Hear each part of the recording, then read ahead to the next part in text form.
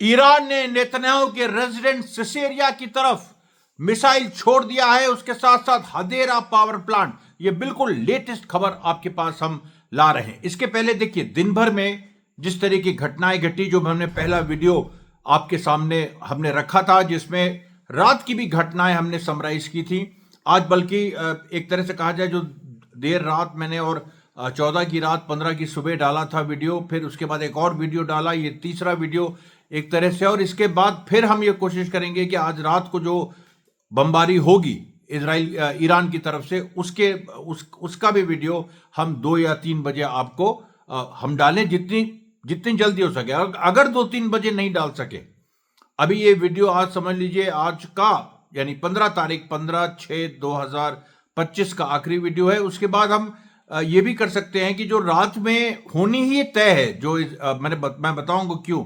Iran द्वारा जो Israel पे बमबारी रात में ही 2 दिन से 2 बार से हो रही है और आज भी होगी, तो उसका वीडियो मैं सुबह तड़के 6 से 6:30 बजे आपके सामने होगा। ये पूरी हमारी प्लानिंग है। तो आज हम चलते हैं, आखिरी जो वीडियो हमने बनाया था उसके बाद से जो पूरे डेवलपमेंट हुए हैं। आपको तो पता है, कल जो रात को ईरान ने बमबारी की थी हाइफा से लेके तमाम जगहों पर, उसमें अभी तक जो खबर आ रही है कि करीब 20 से ऊपर इजरायली मारे गए हैं, 300 घायल हैं और करीब 48 मिसिंग हैं। 20 से ऊपर इजरायली मारे गए हैं, 300 करीब 200 से 300 घायल है और 35 से ऊपर मिसिंग है। यह पूरी वास्तविक स्थिति है और इसको लेके दिन भर हड़कंप मचा रहा। उसके साथ साथ देखिए, हम ये भी बताएंगे आपको आज की वीडियो में कि गाजा में क्या हुआ। गाजा में भी बड़ी घटनाएं हुई हैं। हमने गाजा को बिल्कुल किनारे नहीं किया है। गाजा हमारे लिए अभी भी केंद्र में है और हमास ने इस चीज को आज बोल दिया है कि दरअसल ईरान जो लड़ रहा है वो फिलिस्तीन राष्ट्र के लिए लड़ रहा है। ईरान अपने लिए नहीं लड़ रहा है, वो फिलिस्तीन राष्ट्र के लिए लड़ रहा है। एक विचारधारा के लिए तो वो लड़ ही रहा है, जो जालिम के खिलाफ मजलूम के युद्ध की विचारधारा। लेकिन फिलिस्तीन राष्ट्र को इस तरह से केंद्रित करके पहली बार हमास का स्टेटमेंट आया, सारे फिलिस्तीनी फैक्शंस का, हम ईरान के साथ हैं। तो क्योंकि वो फिलिस्तीनी राष्ट्र की लड़ाई लड़ रहा है और यह भी वार्न किया है कि शिया सुन्नी के नाम पे अगर किसी ने कुछ इख्तिलाफ क्रिएट करने की कोशिश की, यानी जो कुछ सुन्नी ग्रुप्स हैं जो पूरी तरीके से आप जानते हैं अमेरिका के पेरोल पे हैं, उन्होंने, और कुछ ऐसे जो सोशल मीडिया पे भी उन्होंने कुछ भी बदमाशी की, तो हमास उसकी सजा देगा।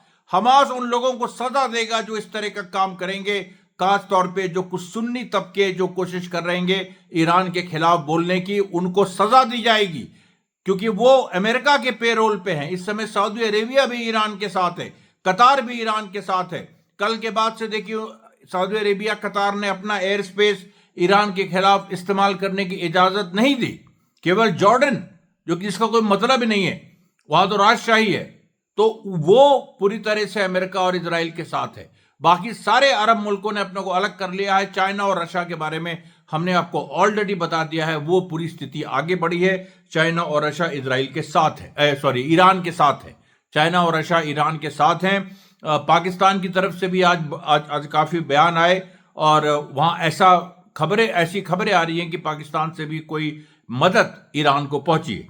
उसके बाद आप देखिए, जो एक जो सिचुएशन बनी है, मैंने आपको बताया कि कितने लोग मारे गए, क्या हुआ। उसके बाद आज दिन भर इजराइल कोशिश करता रहा ईरान पे हमले करने की, लेकिन एक भी हमला उसका सफल नहीं हुआ, जो कि एयर अटैक था। सारे एयर अटैक्स, कम से कम 32 ईरान ने एयर अटैक्स इजराइल के ऊपर, इजराइल ने ईरान में, बार बार उल्टा हो जाता है, 32 हमले इजराइल ने ईरान के ऊपर किए। एयर स्ट्राइक्स, मैं क्यों एयर स्ट्राइक्स कर रहा हूं अभी बताता हूं।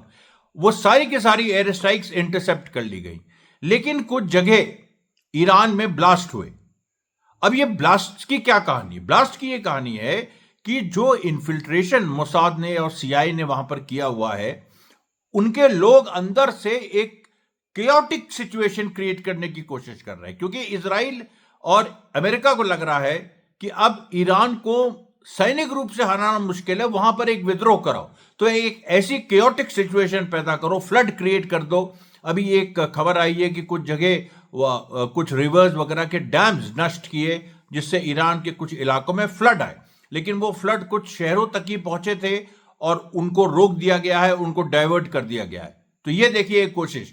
दूसरी कोशिश तेल अवीव के पास, उसके बाद ये खेमान शहर में, कई जगह इस तरह से कौम में भी कोशिश हुई, क्योंकि फोर्दो जो न्यूक्लियर फैसिलिटी है वो वहां पर है, वहां पर छोटे छोटे ऐसे बम ब्लास्ट होते रहें ताकि एक इंस्टेबिलिटी ईरान में बनी रहे। और साफ साफ इसमें दुनिया के भी मीडिया ने इस बात को नोटिस किया। उन्होंने कहा कि जो इजराइल के आज के हमले थे उनके पीछे कोई मिलिट्री ऑब्जेक्टिव नहीं था। क्यों कर रहे हैं, किसके लिए कर रहे हैं, क्या अचीव करना चाहते, वो बेसिकली एक क्योसी क्रिएट करना है, एक ऐसा डर का, एक ऐसी खौफ का माहौल, या कहिए कि जो पूरा सिस्टम डिस्टर्ब हो जाएगा। लेकिन तुम सिस्टम कैसे डिस्टर्ब कर सकते हो जब ईरान के पूरी की पूरी रूलिंग क्लास ने अपने को, जो एक स्कैटर्ड हुआ था इतने बड़ी संख्या में मिलिट्री लीडरशिप के सफाई से, उसके बाद उसने अपने को संभाल लिया और वो पूरी तरह से Iran has got its act together. ये मैं कल से कह रहा हूं और आज फिर कहूंगा। और उन लोगों ने मजबूती से सारे के सारे जो इजरायली हमले हो रहे हैं उनको वो मार गिरा रहा है, जो अंदर बॉम्ब प्लांट हो रहे हैं। अब देखिए कल से लेके अभी तक कम से कम, अब कल तो संख्या 30-35 थी, आज 100 से लेके 150 मोसाद के एजेंट्स जो ईरान ने गिरफ्तार किए और उनको कड़ी से कड़ी सजा दी जा रही है। और इस तरीके से, और अच्छा एक चीज और बताएं, यमन ने भी हमला किया, यमन ने भी कम से कम 2 बैलिस्टिक मिसाइल मारे आज के दिन। हिजबुल्लाह ने यह कहा है कि अमेरिका जैसे ही लड़ाई में कूदता है हम भी कूद जाएंगे। हिजबुल्लाह, आप लोग पूछ रहे थे कि क्या हिजबुल्लाह की क्या स्थिति है, हिजबुल्लाह ने यह कह दिया है जैसे ही अमेरिका लड़ाई में कूदेगा वैसे ही हम कूद जाएंगे। अब ट्रंप की बात सुनिए, मैंने कल के वीडियो में बताया था आपको कि ट्रंप अब पीस चाह रहा है। आज ट्रंप का बयान आया कि जैसे इंडिया और पाकिस्तान ने दोस्ती कर ली, या समझौता कर लिया, दोस्ती नहीं समझौता कर लिया, उसके वर्ड्स थे कि दे मेड पीस, तो ईरान और इजराइल को भी वैसी पीस वो कर लेनी चाहिए, जो कि हास्यास्पद है। अब ट्रंप कह रहा है कि पुतिन से मेरी 1 घंटे बात हुई, यहां बात हुई, वहां बात हुई, लेकिन चाइना से उसने बात करने की कोशिश की, चाइना ने बात नहीं की। ये बहुत बड़ी बात है, चाइना का इतना बड़ा स्नब। उसके बाद पुतिन ने भी जो बात हुई तो उसने कहा पुतिन भी चाहता है पीस हो, मैं भी चाहता हूं पीस हो। पीस की बात करना ट्रंप के लिए सरेंडर है, इस समय इजराइल के लिए सरेंडर है। इजराइल ये प्रेशर डाल रहा है अमेरिका पे कि जो B2 बंकर बस्टिंग बॉम्ब्स हैं, वो बड़े बड़े जो भयंकर, सबसे दुनिया के भयंकर बॉम्ब्स, वो अमेरिका इजराइल को दे ताकि इजराइल उनसे ईरान की न्यूक्लियर फैसिलिटीज को नष्ट कर सके। लेकिन ट्रंप वो देने की स्थिति में नहीं, और अगर वो दे भी देता है ये मत समझिएगा कि उससे नष्ट हो जाएगा, नहीं। B2 क्या पता है वहां पर, क्योंकि ईरान की जो डिफेंसेस हैं वो इतने मजबूत हैं, कुछ जगह उसमें उनमें ऐसी व्यवस्थाएं हैं, इस तरह के रेयर अर्थ मिनरल्स लगे हैं जिनको पेनिट्रेट B2 बॉम्बर के बॉम्ब्स भी नहीं कर सकते हैं। यह पूरी स्थिति है। और आप देखिए कि जो आज रात को ईरान का हमला होगा, जिसमें वो अभी तक उसने हाइपरसोनिक मिसाइल यूज नहीं की है, अभी तक उसने मतलब हाइपरसोनिक ICBM जो यूज, वो जो मैक 15 के स्पीड पे चलती है, अभी वो यूज नहीं की है। खुर्रम शहर और फतेह 1, अभी जो जितनी भी मिसाइल्स यूज की हैं वो उससे कम ग्रेड की है, और उन्होंने इतना नुकसान पहुंचा दिया है। और आप सोचिएगा कि जो खुर्रम शहर या फतेह 1 की जो मार होगी उससे इजराइल तबाह हो जाएगा, कोई ताकत उसको बचा नहीं सकती। ये बात अमेरिका भी जानता है। अमेरिका अपने B2 प्लेन्स भेज भी दे तब भी उनसे आप पहले तो वो B2 प्लेन्स को ईरान के एयर डिफेंस से लड़ना होगा, और ईरान की जो एयरफोर्स है, वो जो अभी अपने एयरफोर्स के भी पत्ते नहीं खोले, उससे लड़ना होगा। और वो मार के गिराए भी जा सकते हैं हवा में, बहुत तरीके हैं उसमें। ईरान के पास पानी से लॉन्च करने वाले ड्रोन्स हैं, वो कहीं से भी लॉन्च कर सकता है, और इस तरह के B2 बॉम्ब्स अगर आते हैं जिनकी संभावना बहुत कम है तो वो मार गिराए जा सकते हैं। लेकिन देखिए इसमें सबसे इंपॉर्टेंट चीज ये है कि जो वेपन्स ईरान ने अभी तक रखे हुए हैं अभी इस्तेमाल नहीं किए, और वो बिल्कुल फाइनल कोर्स के लिए उनको इस्तेमाल कर रहा है। उन वेपन्स में भी कई ग्रेड, जैसे फतेह 1 में जो मैक 15 की स्पीड से चलती है, उसमें कम से कम उसके करीब 3 ग्रेड्स हैं।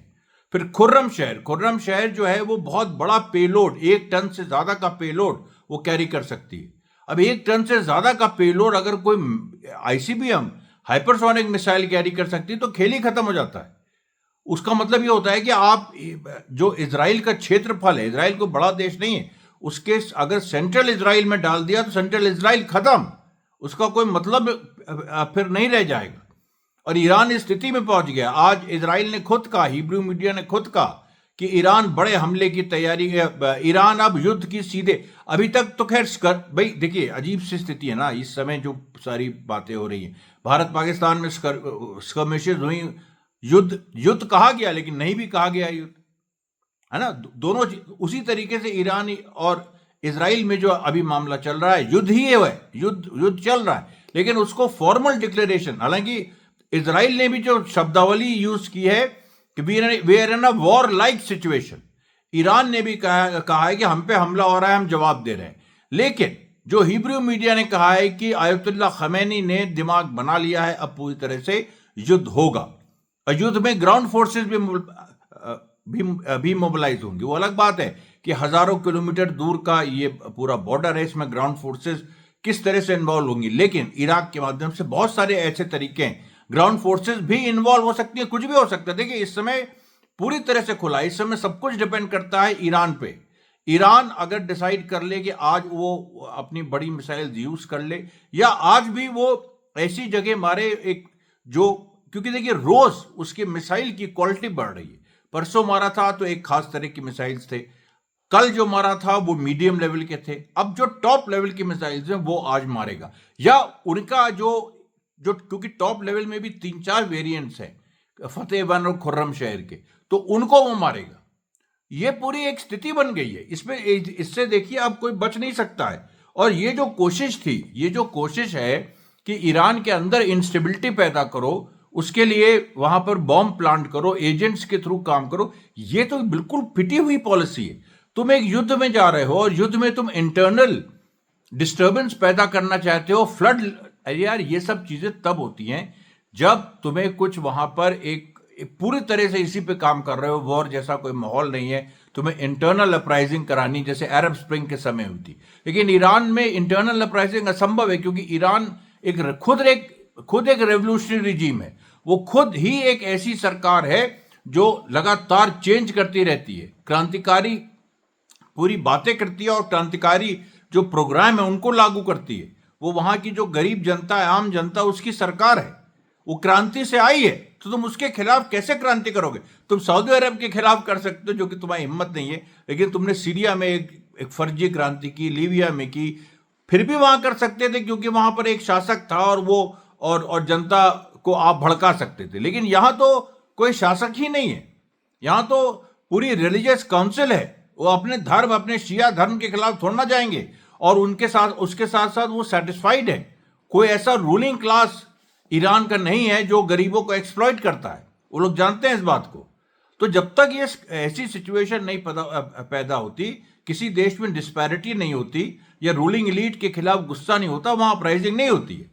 और तो ये जो पूरा जो कॉन्सेंट्रेशन है, this raises a question mark over Israel's ability to analyse situation and to evolve appropriate responses. ये आपसे नहीं हो पा रहा है। तो ये जो देखिए एक पूरी स्थिति है, इसमें आज देखिए जो एयर स्ट्राइक्स की भी थोड़ी बहुत तेहरान में वलियास और नियावरन, अब वलियास और नियावरन एरियाज में इन्होंने की, वो इंटरसेप्ट हो गया। उसके बाद कम से कम 4 और जगह जो तेहरान के पास है वहां पर इन्होंने कोशिश की, वो इंटरसेप्ट हो गया। और यही बात आ रही है कि ये जो थे, ये बेसिकली लोकल जो फोर्सेज हैं जो अभी भी वहां पर मौजूद है ईरान के अंदर, जो बॉम्ब वगैरह प्लांट कर रही है, और जो जिनको बड़ी तेजी से जिनको ढूंढा जा रहा है, बहुत सारे लोग गिरफ्तार हो गए। मेरे ख्याल से 1 या 2 दिन में पूरा रिंग वो साफ हो जाएगा। उसमें यह भी पता चल जाएगा कि अगर कोई भीतर घाती एक बड़ा कोई लीडर है, उसकी भी हालत, मतलब उसको भी अरेस्ट कर लिया जाएगा और उसके खिलाफ ट्रायल चलेगा। उसके बाद देखिए जो अचानक नेतन्याहू कुछ समय के लिए बातयाब में अपीयर हुए, फिर गायब हो गए। लोग कह रहे हैं कि उनका डबल था, हो सकता है, क्योंकि नेतन्याहू के जो सिसेरिया पे जो अभी अभी इजराइल ने मारा है, हालांकि वो अभी जो लेटेस्ट खबर आई है कि वो टेस्ट एक तरह से टेस्टिंग कर रहा था ईरान, कि अगर हम, क्योंकि सिसेरिया में देखिए पहले हिजबुल्लाह ने मारा था, नेतन्याहू डर गया था, अब सिसेरिया पे फिर मारा है, हल्की मार है ये कोई निर्णायक मार नहीं है, लेकिन इस हल्की मार को एक टेस्ट के रूप में देखा जा रहा है। नेतन्याहू की जिंदगी खतरे में है। नेतन्याहू को कभी भी ईरान असैसिनेट कर सकता है, ये सच्चाई है, इससे कोई बच नहीं सकता। ये अब स्पेकुलेशन की बात नहीं रह गई है। इसलिए मैं कह रहा हूं ये लड़ाई जिस लेवल पे पहुंच गई है उसमें अब आर पार की लड़ाई है, मरने मारने की लड़ाई है, और ये फिलिस्तीन की आजादी का मुद्दा ईरान ने बना दिया है। और आप ये बताओ कि जो नेगोशिएशन होंगे उसमें ठीक है, ईरान कह सकता है कि हाँ ठीक है अभी इमीडिएट हॉस्टिलिटी हम बंद कर देंगे। अगर इजराइल झुक गया, इजराइल ने कुछ इस तरह के कंसेशन दे दिए, ईरान कर सकता है कि भाई ठीक है टेम्पररी, लेकिन ईरान फिर यह कहेगा कि फिलिस्तीन की आज़ादी का हम समर्थन करेंगे, उसको नहीं बंद करेंगे। और वो शर्त अगर लगेगी तो ईरान कभी नहीं मानेगा। ईरान के इस समय तो ईरान ऑफेंसिव पे है, ईरान के पास एडवांटेज है सारी। ईरान अमेरिकन बेसिस पे हमला कर सकता है इस समय, यूरोपियन बेसिस पे हमला कर सकता है। ईरान के सामने इस समय पूरी दुनिया नतमस्तक है। मैंने इसीलिए सुबह की वीडियो का टाइटल ही डाला था कि ईरान ने दुनिया बदल दी। आप सब लोग ईरान से ही कह रहे हैं कि मत करो, ये करो, वो क्योंकि ईरान के हाथ में इनिशिएटिव आ गया है। इजराइल को लोगों ने देख लिया, कुछ नहीं कर सकते, ये अमेरिका के बिना बेकार है। ईरान के न्यूक्लियर रिएक्टर को मारने चले थे, वहां तक पहुंच ही नहीं पाए। और ईरान अगर चाहे तो आज वो न्यूक्लियर बॉम्ब छोड़ दे इजराइल पे। वो तो सवाल ये है कि वहां पर गाजा और वेस्ट बैंक भी इफेक्ट हो जाएंगे, तो उस तरह का काम ईरान नहीं करेगा। लेकिन ईरान से न्यूक्लियर ऑप्शंस के अलावा, जो मैं बार बार आपसे बता रहा हूं, क्योंकि देखिए ये कोई हम न्यूज आपको केवल नहीं बता रही हैं, हम बिल्कुल आपको एक सच्चाई बता रहे हैं, और जिसको सच्चाई को बार बार कहना पड़ता है, जैसे झूठ अपने को बार बार दोहराता है, तो सच्चाई को भी अपने को बार बार दोहराना पड़ता है। और उसमें ये बहुत महत्वपूर्ण बात है कि जो मिसाइल्स हैं वो किस तरह की ईरान के पास है और उनसे क्या हो सकता है। उसके बाद जो इजराइल के जो डिफेंस मिनिस्टर है इजराइल काट्स, आज उनको वो भी दिखाई नहीं दिए। उनके बारे में भी आ रहा है कि उनको कहीं ना कहीं पीछे कर दिया गया है। उसके अंदर यूएस का जो थॉट सिस्टम है वो बिल्कुल बेकार साबित हुआ है। ये बात इजराइल की तरफ से खुद आई है। इजराइल के अंदर जो इंटरनल संघर्ष चल रहा है वो आज फिर उभर के सामने आया है। उसके बाद देखिए जो बहुत ही शर्मनाक चीज इजिप्ट कर रहा है, बदमाशी, और जो ईस्टर्न लीबिया में सिरते टाउन में जो कॉन्वॉय रुका हुआ है वहां लड़ाई अभी भी चल रही है।